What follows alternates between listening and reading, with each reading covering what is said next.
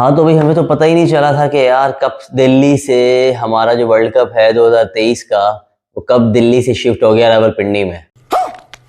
अब भी हैरान हो रहा है ना, मैं भी हैरान हो गया था जब मैंने कल देखा 427-28 रन जब बने हैं ना उस पिच के ऊपर। तो मैं भी यही समझा था कि शायद रावलपिंडी की पिच है। मस्ती कर रहे हैं। अस्सलाम वालेकुम, मैं हूं आपका दोस्त, आपका होस्ट जुल्करनैन हैदर।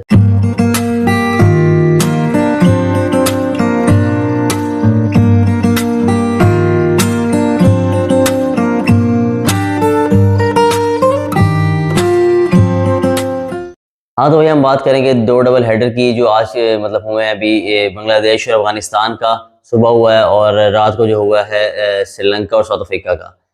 ऐसे लग रहा था कि भाई मोटरवे के ऊपर M1 M2 हमारे जो मोटरवेज हैं उसके ऊपर मैचेस हो रहे हैं। हाँ मतलब श्रीलंका और साउथ अफ्रीका का खासकर। अब बात तो वही होगी कि भाई मैं करूँ तो साला करेक्टर डील है कि हम करें भाई रावलपिंडी के मैचेस करें तो आपको लगता है कि भाई ये अनरेट वो है, स्टैंडर्ड नहीं है इस पिच का, अंडर हमें पॉइंट्स हमारे गिरा देते हो हमारे स्टेडियम के। आईसीसी वालों को बावेला पड़ जाता है कि भाई ये स्टैंडर्ड्स नहीं है, ये पिच खराब है, ये इस तरह की पिचेस नहीं होनी चाहिए। और यहाँ पे क्या हो रहा है भाई, हर दूसरा मैच ही 350 प्लस से कहानी करोगे तो ये आप फिर भी आप टेंशन में ही हो कि भाई अब चेज ही ना हो जाए। मतलब कल 428 उन्होंने ऐसा मारा है कि पता नहीं लग रहा था कि मैं, अगर हम गली क्रिकेट भी खेले ना उसमें भी इतने रन शायद नहीं बनते इतनी आसानी से जितने इन्होंने कल आसान कर दिए वैसे दिल्ली में। मैं तो समझ रहा हूँ कि भाई इतने कोई ऑब्सेस्ड हैं पाकिस्तानियों के साथ ये इंडिया वाले, बीसीसीआई वाले, कि उन्होंने इस्लामाबाद, जाहिर है उनकी इतनी मोहब्बत है इस्लामाबाद पिंडी से, हमारे पिंडी बॉयज के साथ तो उन्होंने पिच ही बना डाली वही की वही कि हाँ यार हम वैसे तो हम बोलते रहते हैं इनके ऊपर, लेकिन चलो पिच ही बना के ना हम अपना वो एक ठरक पूरी कर लें इस्लामाबाद की। भाई मैं कहता हूँ इतना स्कोर टोटल रन जो हैं तकरीबन 750 रन जो हैं वो कल उस पिच के ऊपर बने हैं। और वो भी अभी 100 ओवर पूरे नहीं हुए थे, 44 ओवरों में, मतलब 50 ओवर में 428 साउथ अफ्रीका ने बनाया। उसके बाद 44 ओवरों में 328-27 जो है श्रीलंका ने बना लिया। मतलब अभी भी 6 ओवरों में तकरीबन उन्हें 100 चाहिए था, जो कि मतलब थोड़ा सा ही आप कह लो कि अगर विकेट उनकी हैं तो क्लोजली मैच मतलब जा सकता था मजीद, अगर उनकी शुरू में अर्ली विकेट्स ना गिरती। क्योंकि जब शुरू में वो भी आए तो उन्होंने वो फेंटा लगाया श्रीलंका वालों ने भी, हमको मारो, हमको जिंदा मत छोड़ो सालो, हम कोई मंदिर का घंटा है कि कोई भी आके बजा जाता है। मैं कहता हूँ मतलब कुछ समझ ही नहीं आ रही थी कि वो कोई मुझे लग रहा है वाकई ना इन्होंने कोई शूटिंग करनी थी बॉलीवुड वालों की, मतलब कोई मूवी वो करनी थी इन्होंने, तो इन्होंने कहा यार पिच ऐसी बना देते हैं तो रियल जो है ना हम वो शूटिंग कर लें। क्योंकि हम मूवीज देखते आ रहे हैं उनमें यही होता है कि भाई पहले जब हम कहते थे कि यार ये अनरियलिस्टिक सी मूवीज बना रहे हैं, 10 ओवरों में 160-70 कर लेते हैं, आखिरी 10 ओवर में चेस कर लेते हैं, तो इस तरह से कहानी। भाई उनको ना वो रियल अपने आप को ना मूवीज को सच करने के लिए मुझे लगता है वो अपनी सारी कहानियां सही सही करने वाले हैं। मतलब इतनी आसान पिचेस, इतनी हाईवे पिचेस, इतनी रोड पिचेस में अब कोई स्कोर करेगा तो ऑब्वियस सी बात है। अच्छा कोई स्कोरिंग चल रहे हैं, आप देखिए 4 मैच हुए हैं, अब 4 सेंचुरियंस जो हैं वर्ल्ड कप के अंदर, मतलब वर्ल्ड कप में सेंचुरी करना एक बहुत बड़ा एजाज होता था, लेकिन भाई चौथे ही मैच में 4 सेंचुरियंस हो गए आपके कि 4 लोगों ने सेंचुरी कर ली है। इतना आसान और इतना मतलब अनस्टैंडर्डाइज कर दिया चीजों को कि यार हाँ आओ आओ, वो है ना एक अबे जल्दी बोल, कल सुबह पनवेल निकलना है। उनकी मूवी है नाना पाटेकर की कि भाई आ जाओ सेंचुरियां ले लो मतलब आलू ले लो, गांदे ले लो, आलो ले लो। तो वो यही चल रहा है। बीसीसीआई कह रहा है कि हाँ भाई आ जाओ भाई सेंचुरियां ले लो, रन ले लो, 400 ले लो। अच्छा एक तो ये बात होगी, दूसरी बात ये भाई आपका काफी दिनों से कह रहा है कि भाई 400 जो पिचेस का अंदाजा शुरू से ही लगा लिया था मैंने कि 400 रन का फट्टा तो खड़ा है ना भाई। अभी हमारा क्योंकि नेदरलैंड के साथ मुकाबला हुआ था तो हमारा कोई इतना कोई बच गए थे हम फिर भी, लेकिन भाई यही बात है, आप देख लो श्रीलंका भी हाथ में नहीं आ रही। श्रीलंका ने भी तकरीबन 350 बना लिया है चेज में, 428 की चेज में। भाई ये बड़ी ही अलार्मिंग सिचुएशन है, बड़े ही पॉजिटिव इंटेंट, बड़ा ही एक ना बिल्कुल ही डिफरेंट कैटेगरी है।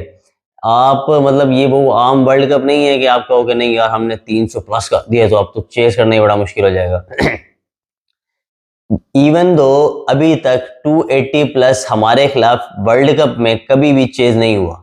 आज तक की हिस्ट्री में 280 प्लस कभी चेज नहीं हुआ हमारे पाकिस्तान के खिलाफ। लेकिन भाई मुझे हिस्ट्रियां चेंज होती नजर आ रही हैं इस वर्ल्ड कप के अंदर। अब देखना ये पड़ेगा कि बाबर आजम मंगल को जो हमारा मैच है श्रीलंका के खिलाफ, अब श्रीलंका है बूस्ट हो गया बड़ी हैवी किस्म की, अगर बाबर आजम जाहिर है ओब्वियसली मैच देख रहे होंगे, अगर वो देख रहे हैं तो उन्हें ये देखना होगा भाई कि हमने भी पॉजिटिव इंटेंट के साथ, कल मैं देख रहा था 2023 में वर्ल्ड कप के अलावा हमारा पूरा ओवरऑल 2023 में हमारे वनडे में पावर प्ले में जो छक्कों की तादाद है इंडिया की 32 है, बाकी सबकी भी ऐसे ही 5 6 एक कुछ की 22 23 है, सबकी है। हमारे भी माशाल्लाह से 0, गजब बेइज्जती है। कोई छक्का नहीं है भाई हमारा।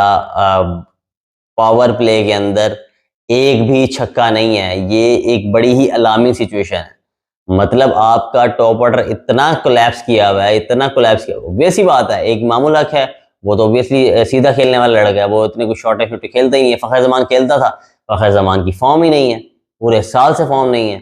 तो भाई ये सारा कुछ बाबर भाई आपको भी देखना पड़ेगा कि किस तरह से टीम्स चल रही हैं और किस इंटेंट के साथ चल रही हैं। हर दूसरी टीम, इवन दो, अब मैं बात करूंगा बांग्लादेश और अफगानिस्तान के मैच की, इवन दो सबसे पहले तो बंगालियों को मैं सलाम पेश करता हूँ। क्या मैच है, क्या मैच खेला है भाई, जबरदस्त। क्या डिसीजन था, टॉस से लेके एंड तक क्या इंटेंट थी, बंदर बना दिया अफगानियों को आपने। क्या बात है, क्या बात है, मजा आ गया।